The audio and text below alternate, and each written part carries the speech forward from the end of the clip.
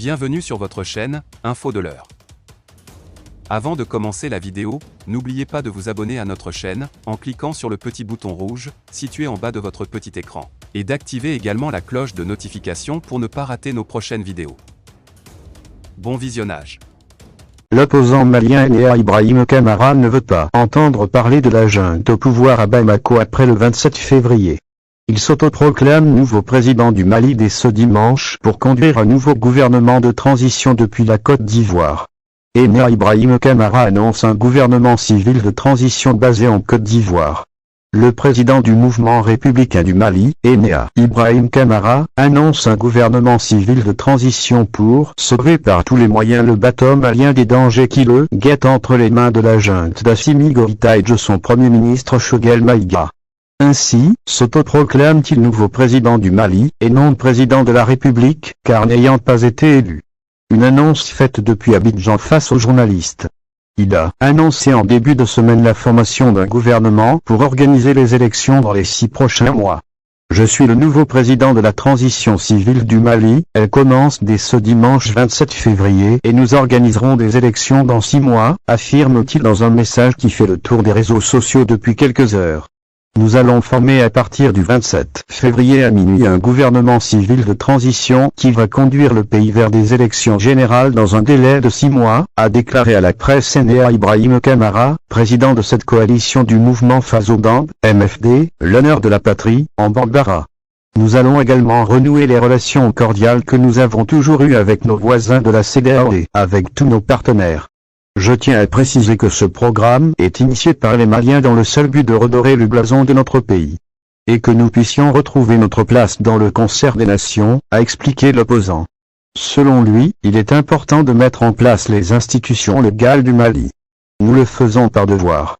Car c'est l'article 24 de notre Constitution qui nous l'exige en toutes circonstances, de défendre la Constitution. Pour ceux qui me connaissent, ils vous diront que je suis plus du monde des finances que de la politique. Mais lorsque la patrie est en danger, toutes les filles et tous les fils sont appelés à joindre leurs forces pour sauver le bateau malin, a relevé l'opposant malien.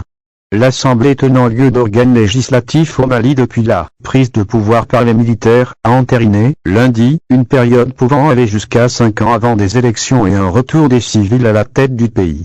Le Conseil national de transition, CNT, contrôlé par les militaires, a approuvé par 120 voix pour, aucune voix contre et aucune abstention, une révision en ce sens de la charte de la transition. Cette charte fait office d'acte fondamental de la période précédant un retour des civils à la direction de ce pays plongé dans une grave crise sécuritaire et politique depuis le déclenchement d'insurrections indépendantistes et djihadistes en 2012. La révision approuvée lundi dispose que la durée de la transition sera conforme aux recommandations formulées à l'issue de consultations nationales qui ont eu lieu en décembre 2021. C'est assise préconisé une transition de 6 mois à 5 ans. Elle maintient le flou sur la date à laquelle des élections auraient lieu, alors que la question donne lieu à un bras de fer entre les autorités maliennes d'une part et l'Organisation des États ouest africains CEDEAO ainsi qu'une partie de la communauté internationale de l'autre. La version originelle de la charte, promulguée par les militaires le 1er octobre 2020 un peu plus d'un mois après leur premier putsch, fixait la durée de la transition à 18 mois. La junte a depuis révoqué son engagement initial à organiser des élections le 27 février prochain.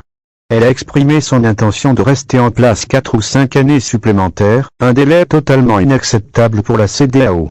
Celle-ci a sanctionné un tel projet en infligeant le 9 janvier de lourdes sanctions économiques et diplomatiques au Mali, avec un embargo commercial et financier et la fermeture des frontières. En réaction, le gouvernement du Mali a déposé une plainte, par le truchement des avocats de l'État, contre les sanctions économiques imposées par la CEDEAO et l'UEMOA auprès de la Cour de justice de l'UEMOA.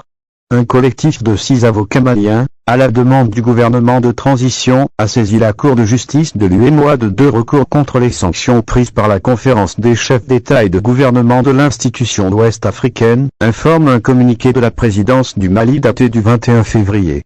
Par cette action en justice, la junte